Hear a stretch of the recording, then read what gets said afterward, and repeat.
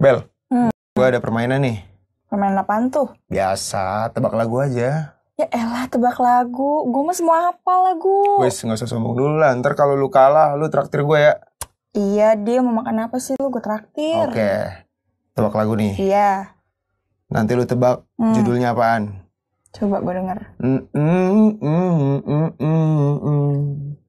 Gue tahu nih siapa yang nyanyi nih. Iya, siapa? Tapi gue lupa judulnya. Penyanyinya dah. Adam Smith kan? Wah, kebanyakan ini lu belajar ekonomi lu. Salah ya? Adam Smith sama Sam Smith tuh beda. Lah iya, Adam Smith mah. Salah, lu traktir gue lu. Ya oke deh. Ya tuh gue traktir lu lagi. Oke, ayo.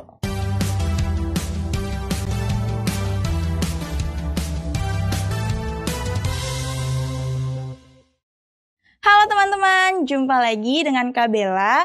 Di video sebelumnya kita sudah mengetahui nih pengertian dan cara menghitung pertumbuhan ekonomi kan? Lalu bagaimana ya teori pertumbuhan ekonomi menurut para ahli? Ada berbagai sudut pandang untuk menjelaskan teori pertumbuhan ekonomi.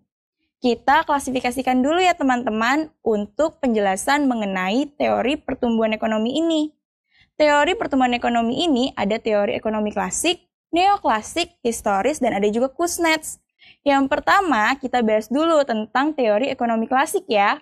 Pada teori ekonomi klasik ini ada 3 pendapat para ahli nih yang terkenal, yaitu dari teori Adam Smith, teori dari David Ricardo, dan juga teori dari Thomas Robert Malthus. Dari teori Adam Smith melihat bahwa suatu perekonomian di suatu negara akan mengalami pertumbuhan ekonomi jika ada pertambahan penduduk. Dengan adanya pertambahan penduduk, maka akan semakin banyak tenaga kerja yang bisa dimanfaatkan untuk proses produksi barang dan jasa. Semakin banyak tenaga kerja, maka semakin banyak barang dan jasa yang dihasilkan. Sehingga negara mengalami pertumbuhan ekonomi. Dengan demikian dapat disimpulkan nih, bahwa suatu negara yang mengalami pertumbuhan ekonomi ditandai 2 faktor yang saling berkaitan, yaitu pertambahan penduduk dan pertambahan output total. Selanjutnya, teori dari David Ricardo. Bila Adam Smith memiliki teori bahwa pertambahan penduduk dapat meningkatkan pertumbuhan ekonomi, lain halnya dengan teori David Ricardo.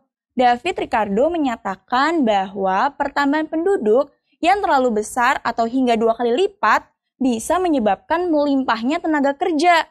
Nah, dari melimpahnya tenaga kerja ini akan membuat upah tenaga kerja turun teman-teman. Loh, kenapa ya? Karena semakin banyak penawaran atas tenaga kerja, maka perusahaan akan mudah dalam mencari tenaga kerja, sehingga memberikan tawaran upah yang lebih rendah kepada tenaga kerja. Karena upah tenaga kerja yang rendah, maka nantinya tenaga kerja hanya bisa memenuhi kebutuhan yang sifatnya primer saja, dan tidak ada perkembangan dalam memenuhi kebutuhan. Sehingga hal ini akan memperlambat kegiatan ekonomi masyarakat. Jadi, pada tahap ini, perekonomian mengalami stagnasi teman-teman, dan tidak ada pertumbuhan ekonomi. Jadi, kesimpulan dari teori ini, pertambahan penduduk juga harus diimbangi dan dikontrol, sehingga tidak terlalu melimpah. Yang selanjutnya, teori dari Thomas Robert Malthus.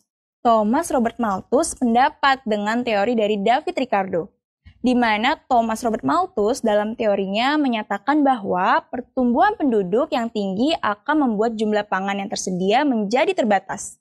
Kenapa ya? Karena pertumbuhan penduduk itu lebih cepat dibandingkan pertumbuhan jumlah pangannya. Untuk itu, menurut teori Malthus, pertumbuhan penduduk bertumbuh 2 kali lipat. Maka pertumbuhan penduduk bertambah menurut deret ukur, yaitu 1, 2, 4, 8, 16, dan seterusnya.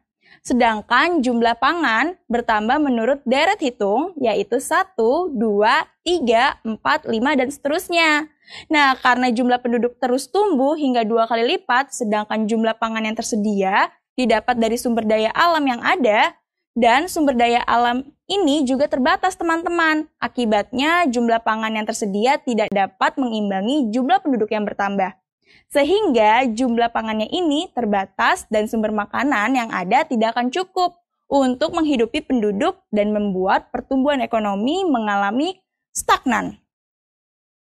Jadi, teman-teman, pada teori ekonomi klasik ini, pendapat para ahli mengkaitkannya dengan pertumbuhan penduduk, di mana Adam Smith menyatakan pertambahan penduduk dapat meningkatkan pertumbuhan ekonomi. Namun, pernyataan ini bertentangan dengan David Ricardo dan Thomas Robert Malthus, yang berpendapat bahwa pertambahan penduduk akan membuat perekonomian mengalami stagnan, yang berarti suatu negara tidak mengalami pertumbuhan ekonomi. Nah, di video selanjutnya kita akan melanjutkan teori pertumbuhan ekonomi. Selain teori klasik, ada beberapa teori lagi nih teman-teman. Apa aja ya? Yuk cek video selanjutnya dan sampai jumpa!